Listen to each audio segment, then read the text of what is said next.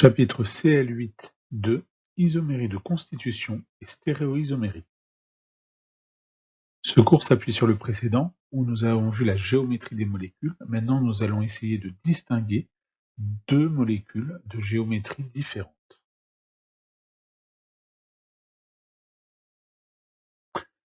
Grand A, isomérie. Deux molécules sont dites isomères si elles ont la même formule brute, mais si l'arrangement de leurs atomes dans l'espace est différent. Au vu de cette définition, je souhaiterais que, parmi les 8 molécules ci-dessous, vous identifiez celles qui sont des isomères.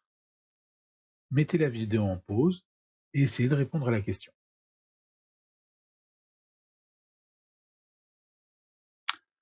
Les deux molécules entourées en bleu clair correspondent en fait à une même molécule. On a fait pivoter la molécule de façon à ce que le groupement OH qui, dans la molécule en haut à gauche, se trouve en avant du plan, se retrouve en arrière du plan dans la molécule en bas à droite. En revanche, la molécule entourée en bleu foncé est isomère de celle en bleu clair. Puisqu'elle n'est pas superposable avec elle, l'arrangement des atomes est bien différent dans l'espace.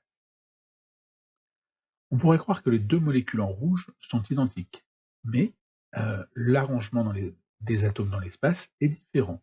Il s'agit de deux formes d'une même molécule, on y reviendra. Les trois autres molécules que je n'ai pas entourées sont des isomères de chacune des autres. Grand B, isomérie de constitution. Deux molécules sont dites isomères de constitution si elles ont la même formule brute, mais des formules semi-développées différentes.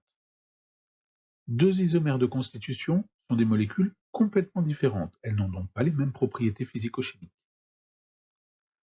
J'aimerais que vous donniez la formule brute des 8 molécules ci-dessous et que vous repériez celles qui sont isomères de constitution.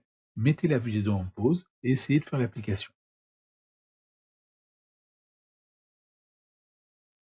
Les 4 molécules qui sont entourées en bleu clair ne sont pas des isomères de constitution puisqu'ils ont la même formule brute. On peut dire la même chose des deux molécules qui sont entourées en vert. Par contre, des molécules qui sont entourées dans des couleurs différentes sont des isomères de constitution.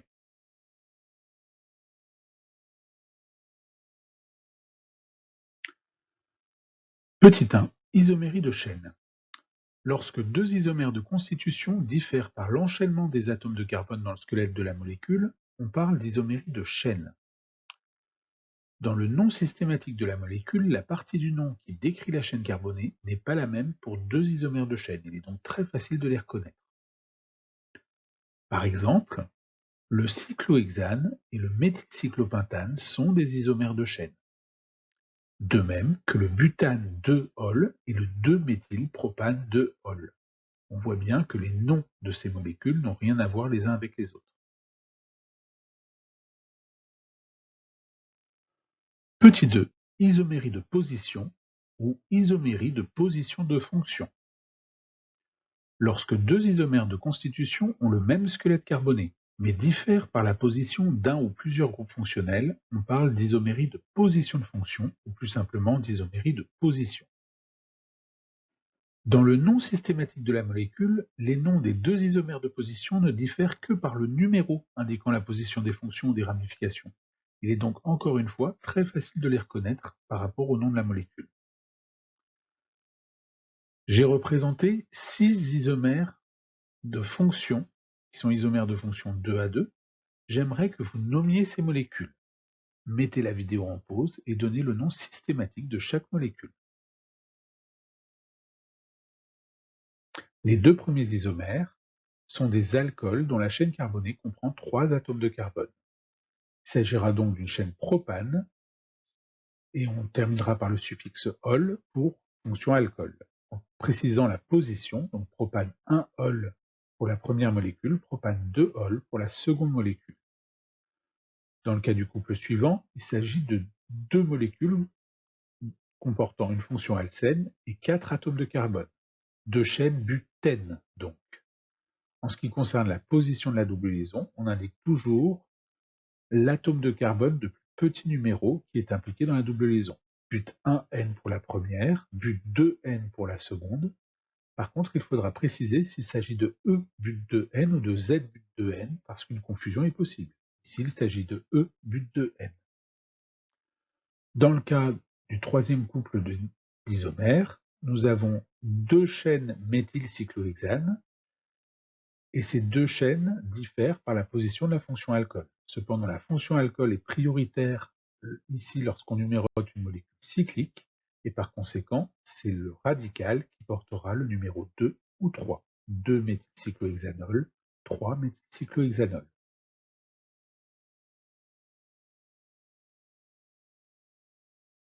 Petit 3, isomérie de fonction. Lorsque deux isomères de constitution diffèrent par la nature de leur groupement fonctionnel, on parle d'isomérie de fonction. Attention, deux molécules peuvent à la fois être isomères de chaîne et isomères de fonction. À titre d'exemple, je vous ai représenté trois couples d'isomères de fonction. J'aimerais que vous les nommiez, mettez la vidéo en pause et essayez de nommer ces molécules. Les deux premières molécules comportent la fonction carboxyle. Simplement, la première est un acide carboxylique qui comprend 3 atomes de carbone dans sa chaîne carbonée, donc de l'acide propanoïque. La seconde molécule est un ester. On commence par compter les atomes de carbone qui sont liés directement à la fonction carboxyle. Ici, il y a un atome de carbone, donc méthane, suivi du suffixe -oate.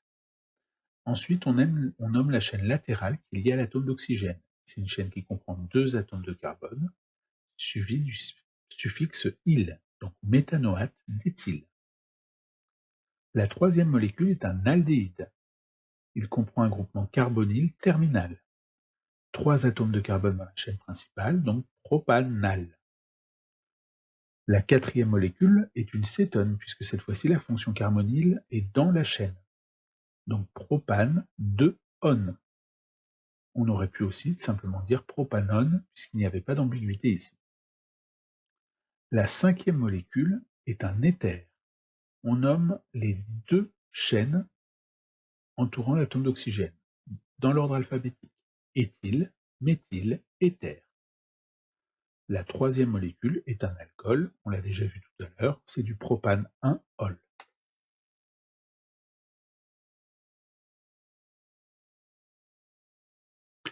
Pour déterminer quelle est la relation d'isomérie entre deux molécules, je me pose un certain nombre de questions. La première question que je me pose, c'est est-ce que ces deux molécules ont la même formule brute?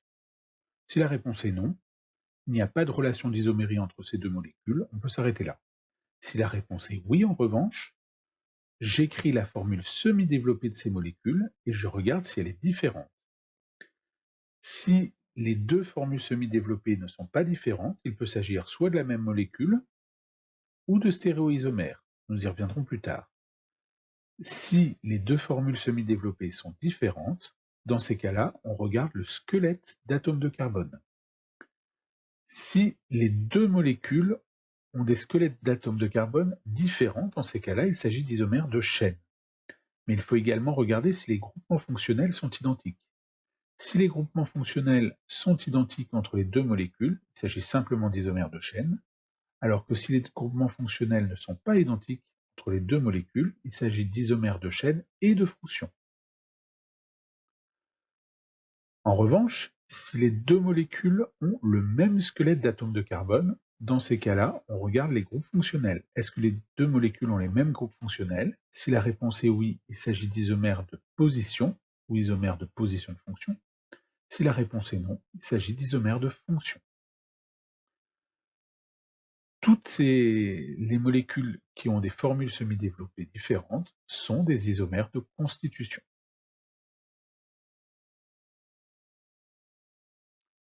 Grand D, stéréoisomérie. Petit 1, stéréoisomérie de conformation.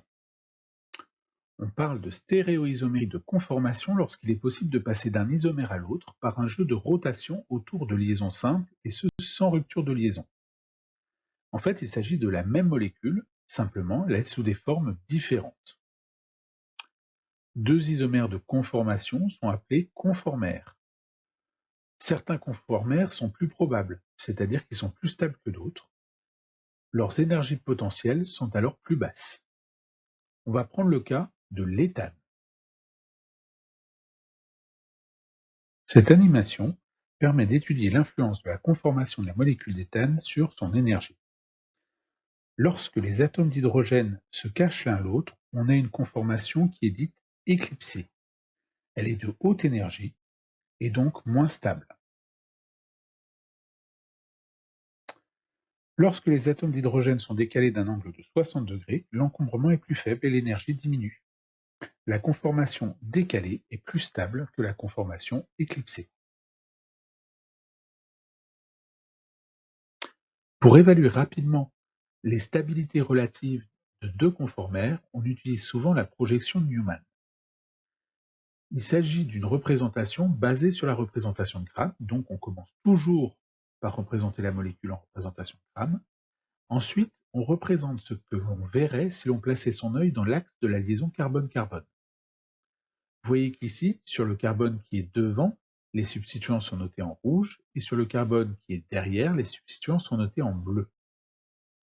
On parle de conformation décalée si les substituants du carbone du devant ne masquent pas les substituants du carbone de derrière. Au contraire, la conformation est éclipsée si les substituants du carbone du devant masquent partiellement les substituants du carbone de derrière. Pour des raisons d'encombrement, on parle de gêne stérique, les conformations éclipsées sont plus encombrées et donc moins stables, c'est-à-dire de plus haute énergie que les conformations décalées.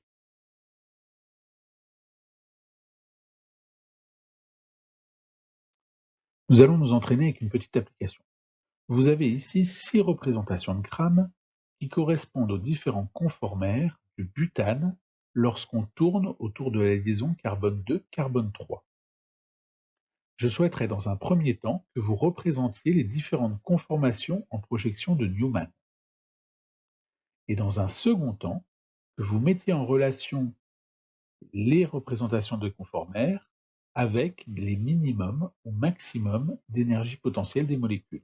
On rappelle qu'un maximum d'énergie potentielle correspond à une conformation encombrée, un minimum d'énergie potentielle correspond à une conformation moins encombrée. Mettez la vidéo en pause et essayez. La première molécule correspond à la conformation la plus stable, où les deux méthyles sont en conformation décalée et complètement opposés l'un à l'autre. Ils ne se gênent pas du tout. Il s'agit donc du minimum d'énergie. En ce qui concerne le maximum d'énergie, eh bien, il s'agira de la conformation dans laquelle les deux méthyles sont en conformation éclipsée et se cachent l'un l'autre. Ensuite, il est facile d'identifier les minimums et les maximums d'énergie puisque on a des cas symétriques.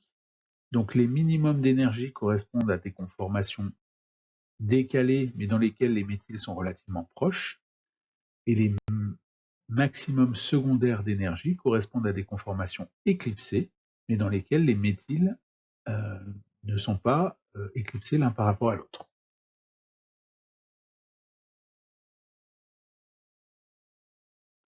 Petit 2, stéréoisomérie de configuration.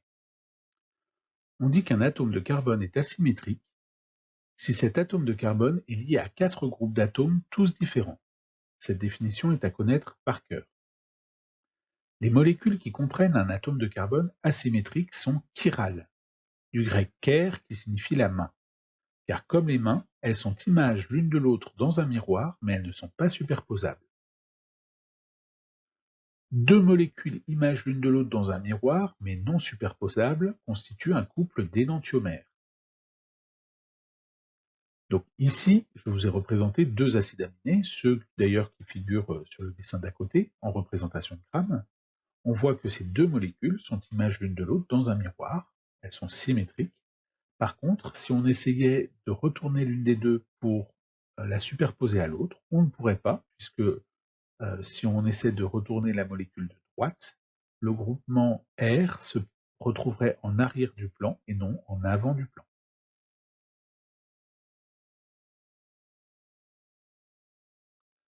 Deux molécules énantiomères ont des propriétés physico-chimiques identiques dans un environnement non chiral, par exemple en solution.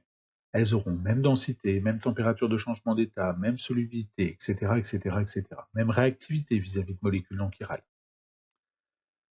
En revanche, dans un milieu chiral, par exemple le corps humain, elles pourront avoir des propriétés très différentes. Autre définition, un mélange racémique est un mélange de deux énantiomères en quantité égale.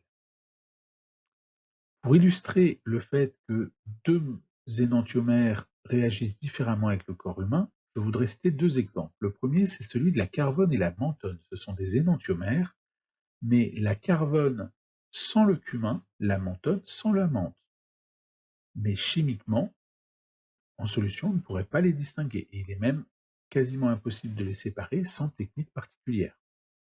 De la même façon, l'ibuprofène possède deux énantiomères. Seul l'un de ces énantiomères, l'énantiomère S, est actif. L'autre n'a aucun effet sur le corps humain, ni bénéfique, ni négatif. Comme il est très coûteux de séparer deux énantiomères, puisque la plupart des procédés chimiques classiques échouent, eh bien, on donne aux patients un mélange racémique, un mélange à 50-50 de ces deux énantiomères. Et par conséquent, si vous mangez un comprimé d'ibuprofène à 200 mg d'ibuprofène, il n'y a que 100 mg d'ibuprofène qui servent à vous soigner. Le reste est directement éliminé par l'organisme.